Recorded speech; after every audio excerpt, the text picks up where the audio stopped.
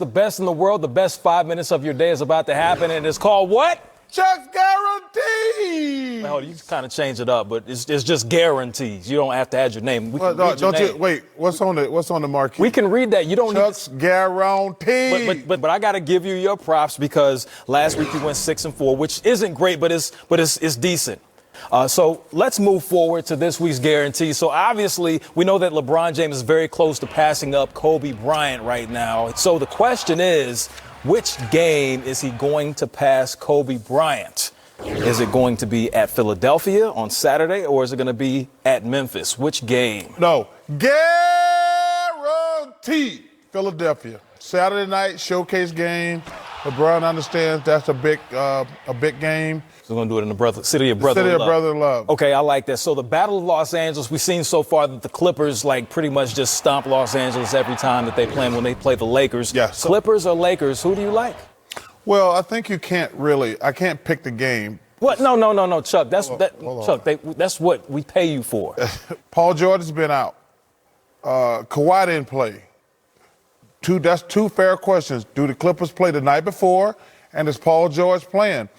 I got to know who's playing. So let's assume that both teams are 100%. Oh, if they both playing, the Clippers guaranteed. Guaranteed. So D-Wade makes his debut. We have a doubleheader that night, so he's going to be in here with Candace. About time he got a job. Well, hey. Been sitting on his ass since he retired. So you have D-Wade joining Candace and Shaq. So it's somebody else too, right? Well, Adam's there. Okay, well, use Adam. It's a 4-team. Don't be selfish, Ro. Not being selfish. Well, you didn't mention the other guy. You're holding us up, Chuck. You're holding us up. So sorry. Out of the three former players, who's going to be the best dressed? D-Wade, Candace Parker, or Shaq? Oh, guaranteed Candace Parker. Candace Parker. Go ahead, mark that down. Make sure we put that poll on social media. Well, who gets to decide that anyway? Did you not listen to what I just said? We're going to let the public decide? Well, yes. See what happened the last time we let the public decide something? Got two words for you. White House. All right, let's get back to basketball. So Kyrie Irving and Ja Morant, who you obviously like as one of the best rookies in the NBA, they go at it again. Who's going to have the better numbers combined, points and assists, Kyrie Irving or Ja Morant? I'm going to go with Ja Morant. Guaranteed. Now, last time that they played, Kyrie had 37-7, while Ja only had 30-9. That lets you know neither one of them are defensive specialists. So we're going with Ja Morant. So all-star reserves. We've seen the reserves that you selected. They do look good. However, this is your opportunity. Would you like to stick with your picks or would you like to make a switch?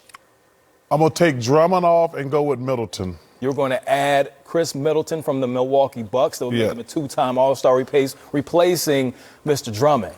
Now let's go to the Western Conference reserves. Go ahead. We're going to take a look at the picks that you already made. I'm going to make one change. You're going to make one change, and what is that going to be? I'm going to take Ja Morant off and put Brandon Ingram. I forgot about Ingram. You're adding him, and that is what? Guaranteed. Uh-oh, you're losing some of your... Well, because y'all making me waste my voice. Bonus question real quick. Will Adam Silver, our great commissioner, will he add Vince Carter to this All-Star game like he did D-Wade and Dirk last season? That would be nice. I'm not going to guarantee that, but that would be nice. So this is where we give you your complete record. I wanted to hold this. I wanted to build the drama. So we're going to talk about this. So you know what your record is overall right now? I'm up. 48-18. What? You heard me correctly, 48-18. Now, our producer, Quan, she has an affinity for you. She really likes you. So she had this elaborate scoring system for your all-star picks week to week. So you generated a lot more points since you kept your starters consistent. But right now, you got a pretty damn good record, brother. So because I got most of the starters right, didn't I? You did a good job. I got to give you your props on that. Thank you, brother. Okay, so. I'm not masquerading around here just as a pretty face. Right. So, all right, now the fun part. Obviously, we've been paying attention to power. Tommy's obviously no longer a suspect. Hey, Tommy's too important I keep telling you, man, the person who shot Ghost is somebody who's going to be unimportant. Obviously, you can't kill off a big-time character. I'll agree with you on that. So you're going to stick with Councilman Tate, or do you want to make a switch?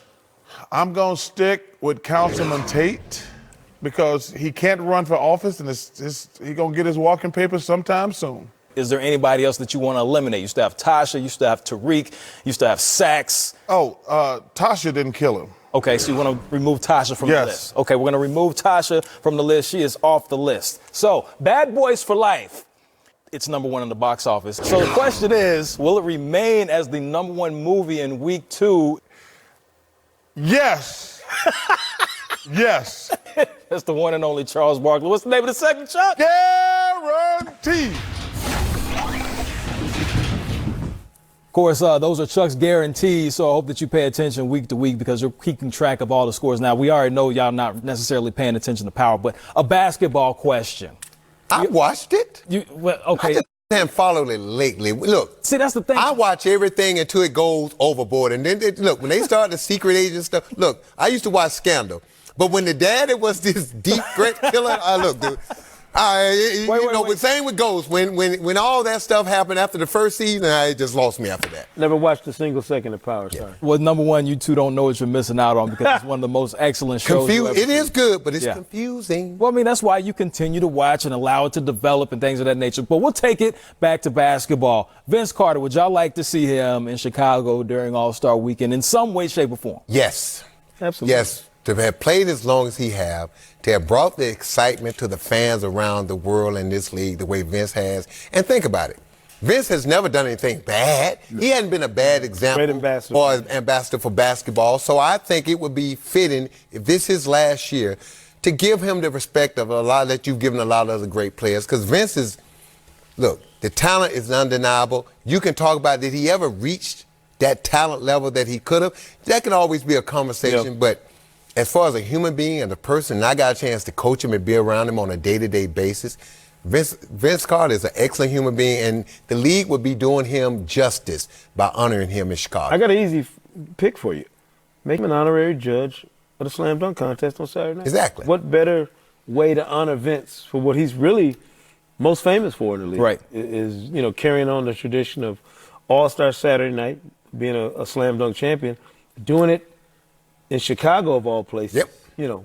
Makes the legendary MJ. Hey, it makes a lot of sense. I know there's a number of people out there that kind of still want to see him in So when that you dunk put, contest. so I got a question for you. Would you put Zach LaVine, a Chicago player, on that All-Star team in Chicago, considering what he's done in the slam dunk contest and things of that nature, just to have a representative from Chicago? In the dunk contest or the game on Sunday? The game on Sunday. Me personally, I'm a fan of Zach. I like what he's able to do on the floor, and I want to see him in the game on Sunday. I know the Bulls aren't necessarily the best team record-wise, but he's putting numbers up. He's the reason why they've won a number of those games that they have. Yeah, and I got him on my reserve list. Yeah. So. Really? Okay. I'll take that. I mean, hey, he's been electrifying in the dunk contest. So is Vince. You look at his form.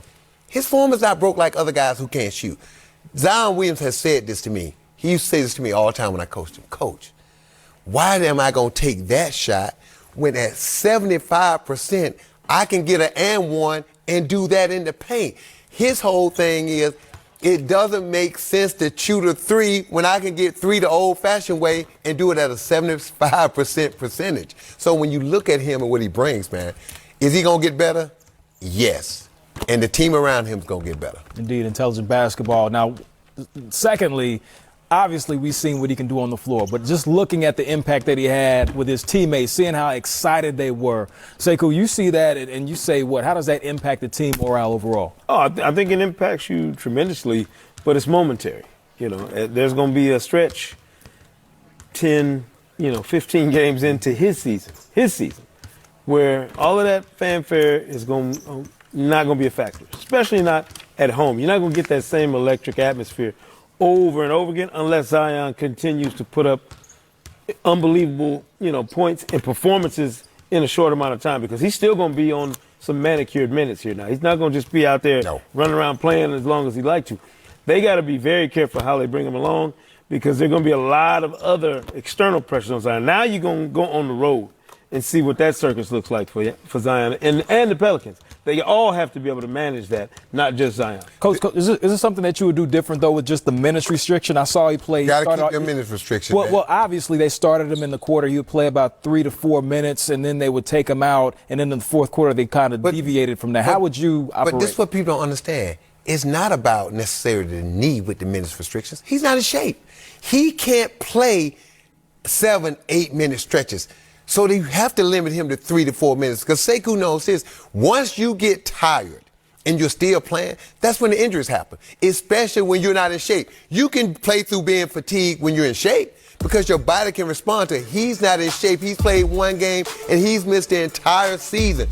So what people have to understand and what he has to understand, the Pelicans are going to have to rein him in from himself because like last night, he was being cautious into that fourth quarter. And we're going to see more spurts like that, but the thing we don't want to see, Sekou, to your point, we don't need to see him out there for 25, 30 minutes trying to play at that level and put that much pressure, not just on that knee, but on his entire body because he's not in shape to play those type of minutes yet. And I'll give you 2 examples of guys who at the start of the season, if you look at their bodies and what kind of shape they were in, they look transformed now. Look at Nikola Jokic in Denver, and look at Omari Spellman in Golden State.